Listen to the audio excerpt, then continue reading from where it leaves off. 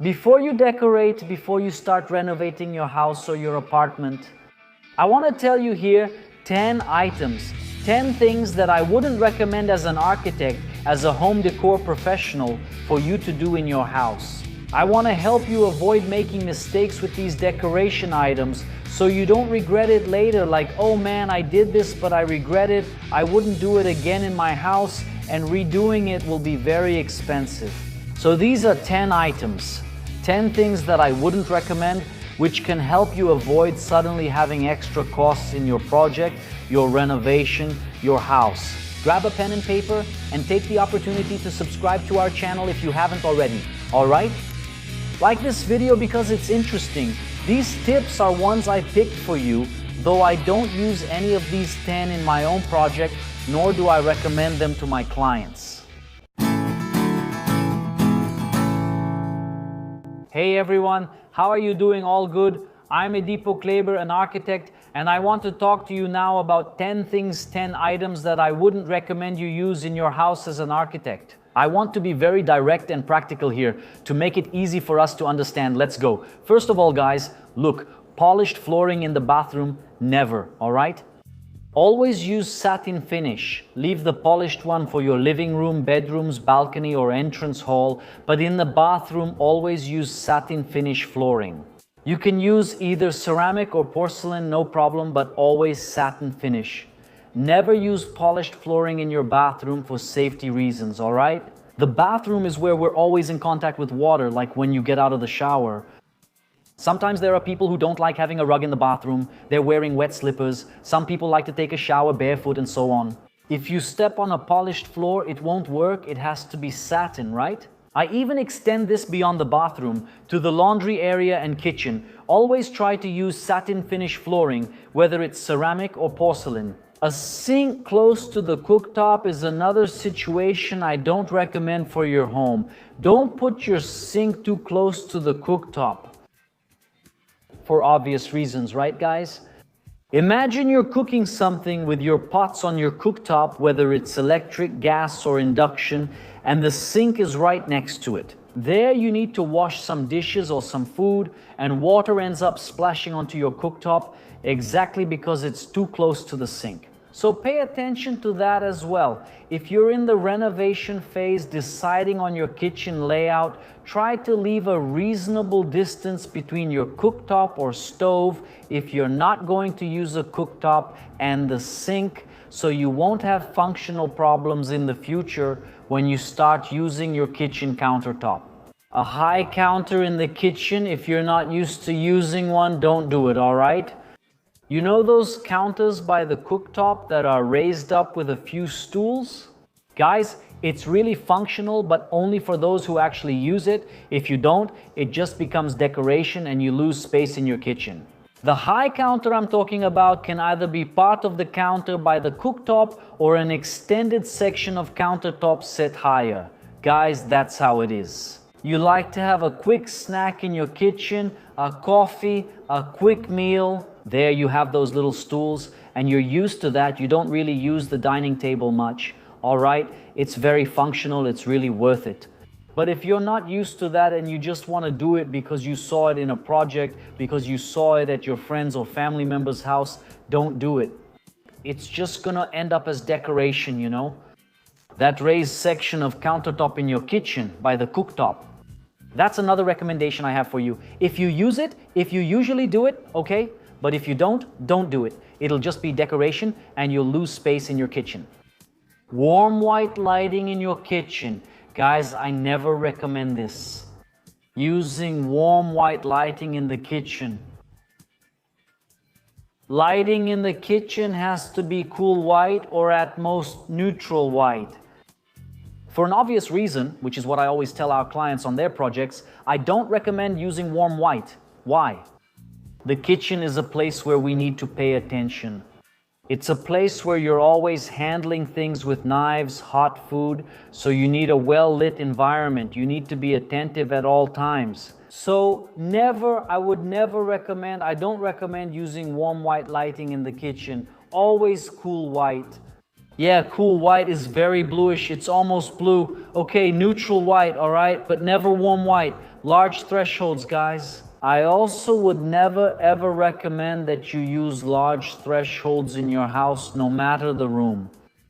Want to use a threshold? There's no way around it. Like, you have to have a threshold here in your house. We know there are situations where a threshold is necessary. Use the small strip, which is about 3 centimeters, 5 at most. Just the thickness of the door, okay? Don't use a threshold as wide as your door frame, for example, all right? Use a small strip. I don't recommend it in my projects. On my construction and renovation projects, I don't recommend that my clients use thresholds, okay? Because aesthetically, it's very ugly, okay? I'll be honest with you. Aesthetically, it's ugly. It gives you a very strange division between one floor and another, all right? The small transition strip is more discreet. When the door is closed, it hides it, it doesn't show. So it's much better. So that's another item here that I wouldn't recommend you use in your house, large thresholds. Large baseboard with a low ceiling height in your house.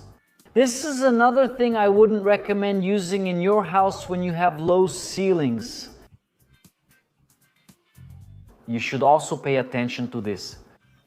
Yeah, like I live in an apartment, it's 2 meters 60 high. I'm gonna put in a lower drywall ceiling. It'll end up being 2 meters 45. Baseboard should be a maximum of 10 centimeters, okay? Se você colocar rodapé maior, right, it's going to take up a lot of space on your wall. A 20 centimeter baseboard, for example.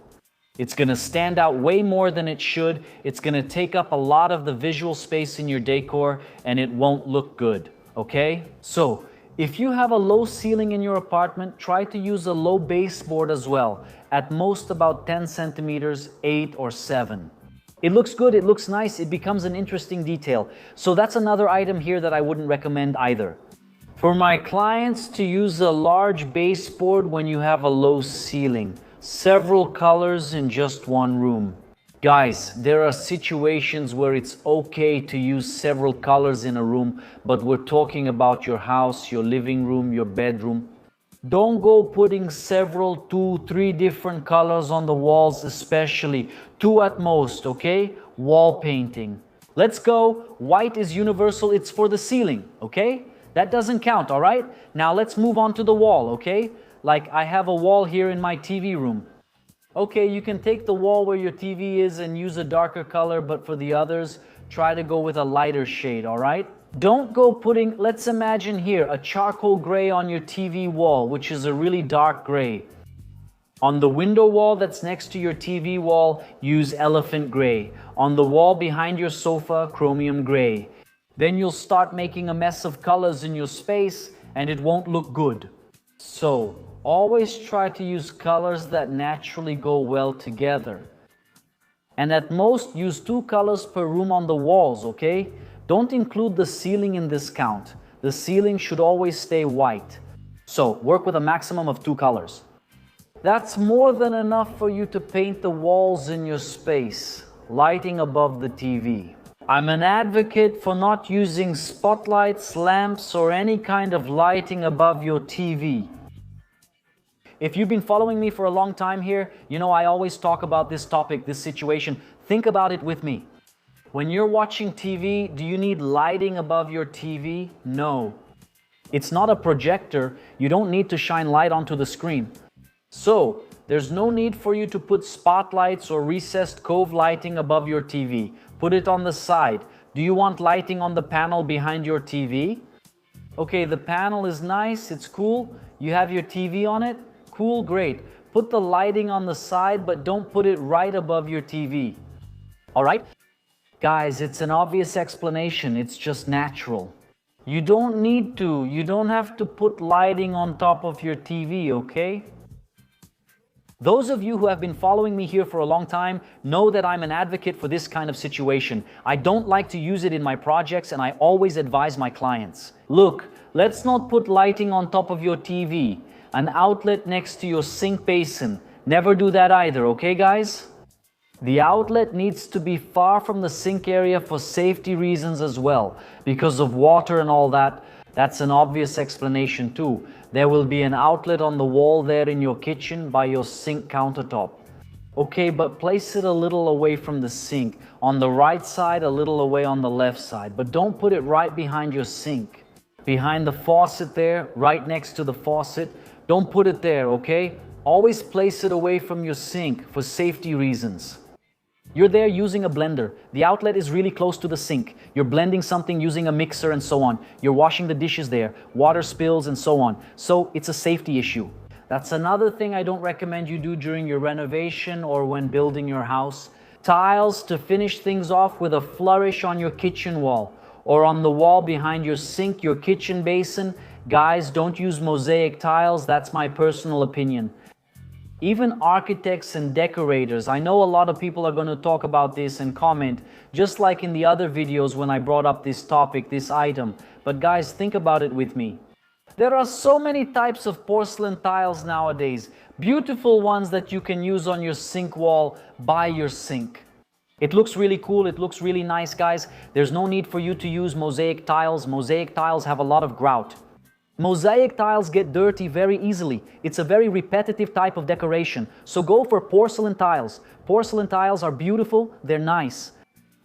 It's durable. If you for some reason don't want to use porcelain tiles, use ceramic tiles, but don't use mosaic tiles. That kind of decor is already outdated, to use the right word for it. Alright guys? So look, 10 items, 10 things that I don't use in my projects, and I wouldn't recommend that you use them in yours either. Okay? I hope this content helps you avoid making mistakes. Don't mess up your renovation or your construction. After you check out these 10 items with me here, which I wouldn't recommend you use in your project, okay? I hope you enjoyed it and liked it. Subscribe to our channel if you haven't already, okay? Like this video, leave a like as well. Remember, I'll see you in our next video. Take care.